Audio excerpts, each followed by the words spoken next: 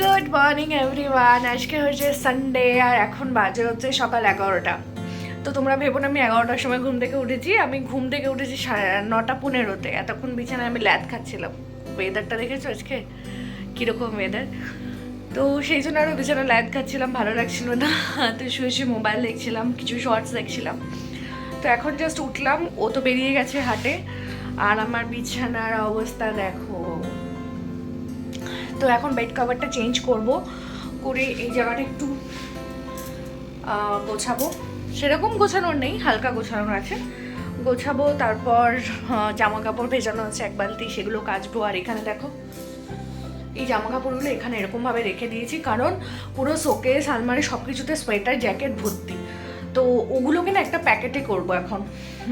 তাতে কি হবে, ওগুলো একটা দুটো করে বার করে করে কেচে কেচে ঢুকিয়ে দিতে পারবো। কারণ ওইগুলোর জন্য আমার এই জামা কাপড়গুলো ঢোকানোর আমার জায়গা নেই, কিছু কিনতেও পাচ্ছি না, কারণ আমার রাখার জায়গা নেই। এটা হচ্ছে সবচেয়ে বড় ব্যাপার। তো কয়েকটা টুকটাক বাসন পড়েছে, সেগুলো মাজবো, কিচেনটা পরিষ্কার করব। তো আজকে সবার আগে যেটা করবো সেটা হচ্ছে মাছটা ফ্রিজ থেকে বার করে রেখেছি। আজকে চিকেন করবো না, তো মাছটা ফ্রিজ থেকে বার করে রেখেছি, মাছটা বানাবো। কিন্তু আগে রান্না করব না আজকে, আগে আমি ঘরের সমস্ত কাজ করব, লাস্টে রান্না করব। কারণ রান্নার খুব একটা ঝামেলা নেই, শুধু মাছ ভাত করবো। একটু ভাবছি ডাল করে নেবো, আর একটু বরবটি রয়েছে, ওটা আলু দিয়ে পেঁয়াজ দিয়ে একটু ভাজা করে নেবো। তো ওই রান্নাটা তো ফাটাফাট হয়ে যাবে, ওটা নিয়ে কোনো চাপ নেই। ঘরের কাজটা নিয়ে চাপ, তো ঘরের কাজটা সবার আগে সেরে নিই। আর ও আস্তে আস্তে যাতে আমার ঘরের কাজটা শেষ হয়ে যায়, ও আসলে ও পুজোটা দেবে স্নান টান করে, আর আমি তখন রান্নার দিকে যাব। তো ও আমাকে বলে গেছে তুমি ঘুমাও, 1-2 ঘন্টা ঘুমাও, 1-2 ঘন্টা ঘুমাও। আমিও চলে গেছে, আর দরজাটা জাস্ট বন্ধ করে আমি এসে মোবাইলে দেখছিলাম একটু চা বানিয়ে। তো চলো ঘরের কাজবাজগুলো স্টার্ট করি, এরপরে লেট করবো না আর। কারণ আজকে ওর দিদি অ্যাকচুয়ালি হসপিটালে ভর্তি রয়েছে, প্রচণ্ড ঠান্ডা লেগে বঙ্কারাইটিস হয়ে গেছে। তো বিকালবেলা ইচ্ছা আছে দিদাকে একটু দেখতে যাওয়ার, তাই জন্য তাড়াতাড়ি করে কাজগুলো কমপ্লিট করি। ওকে, তো চলো সঙ্গে থাকো। কাজে হচ্ছে প্রায় 1:45, আর আমার ঘরের সমস্ত কাজ হয়ে গেছে। এই যে দেখে মনে হচ্ছে না যে আমি কিছু গুছিয়েছি। কি করবো, আমার এই কটা যে মানে আমার রাখার জায়গা নেই, তাই সব একসাথে রয়েছে। তো তোমাদের মনে হচ্ছে একদম অর্গানাইজড নয়। যাই হোক, কিছু উল্টোপাল্টা কাগজ ফাগজ ছিল, বার্ডস ফার্ডস ছিল, ওগুলো সমস্ত কিছু ফেললাম, যেগুলো মানে ইউজ হবে না আর সেগুলো ফেললাম। বিছানার চাদরটা চেঞ্জ করেছি।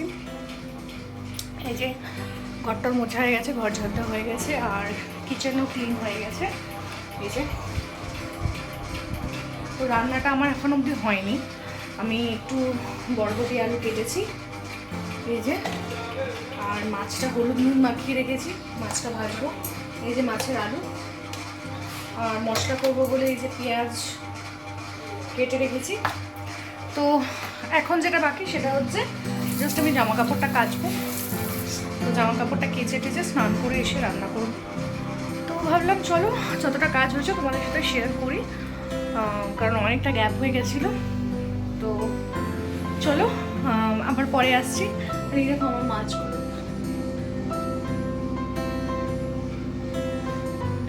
তোমাদেরকে আগে যদিও শেয়ার করেছি। তো এরকমভাবে ব্লগটা অনেকদিন পরে করছি, তোমাদের সাথে এরকম কথা বলছি, নয়তো আমি নর্মালি ভয়েস ওভার দিই। তো ভাবলাম একটু ফ্রি আছি, টাইম আছে, চলো দিই। কারণ কখন আবার দিতে পারবো না, তখন তো ভয়েস ওভার দিতেই হবে সারা সপ্তাহ। তো চলো সঙ্গে থাকো। তো দেখো ফাইনালি আমার স্নান টান সব হয়ে গেছে, আর আমি একটু স্কিন কেয়ার করে চলে এলাম রান্নার দিকে। কারণ পুজোটা তো ও দেবে ডেফিনেটলি, তো আমি পুজো দেবো না, তাই আমি রান্নার দিকে চলে এসেছি। দুদিকে দুটো গ্যাস জ্বালিয়ে ফাটাফাট রান্নাগুলো করব। এখন একটু ভাজি বরবটি আলু, তো এটার মধ্যে আর পেঁয়াজ দিইনি, কারণ পেঁয়াজ দিয়ে ডাল করব, তাই জন্য ভাবলাম এটাতে আর পেঁয়াজ দেবো না। আর এই যে মাছের একটা ঝাল মতো বানাচ্ছি আমি একটু আলু টালু দিয়ে। তো এইভাবে গ্রেভি খাওয়ার ওর প্রচণ্ড ইচ্ছা, তাই এটাকে একটু শুকনো করছি আর কি। আর পেঁয়াজ দিয়ে ডাল করলাম, মানে পেঁয়াজ সোমবার দিয়ে ডাল, এটা অনেক দিন পরেই করলাম। আর এই ডালটা খেতে আমার ভীষণ ভীষণ ভালো লাগে, তো তাই ভাবলাম একটু অন্যরকমভাবে আজকে করা যাক। কারণ প্রত্যেকটা সানডে চিকেন খেতে খেতে কোথাও গিয়ে বোর হয়ে গেছে, তাই ভাবলাম না, একটা সানডে একটু মাছ দিয়ে করে নেওয়াই যাক, মাছ দিয়ে চালিয়ে নেওয়া যাক। আর সবচেয়ে বড় ব্যাপার আমরা স্যাটারডেতে বাজারে যাইনি, তাই আরও চিকেনটা কেনা হয়নি। আর সানডেতে ওকে যে সকালবেলা বলবো যে চিকেন কিনতে যাও, ও তো সকালবেলা বেরিয়ে যায়, তাই ওকে দিয়ে আর হলো না। তো যাই হোক, আমরা স্নান টান করে খেতে বসবো আমরা। 2 প্লেটে ভাত বেড়ে নিয়েছি। আর কি বলবো তোমাদেরকে, কিছু বলার নেই। ওর সাথে খাওয়ার সময় আমার ঝগড়া হয়েছে, কারণ আমি একা একা লাস্ট অবধি আমাকে খেতে হয়েছে, 4:30টার সময় আমাকে একা একা খেতে হয়েছে।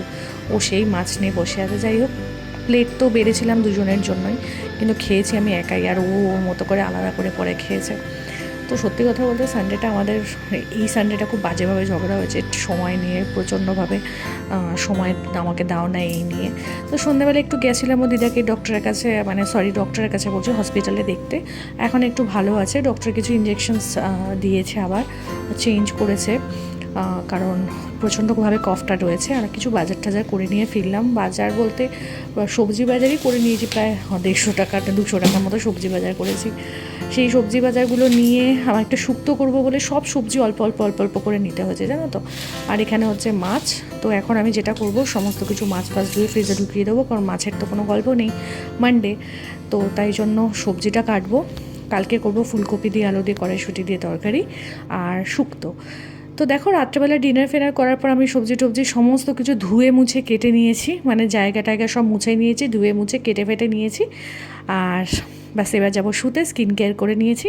তো চলো, আজকে ব্লগটা আমি এখানেই এন্ড করছি। কেমন লাগলো সবাই ডেফিনেটলি জানিও। সবাই ভালো থেকো, সুস্থ থেকো। Good night.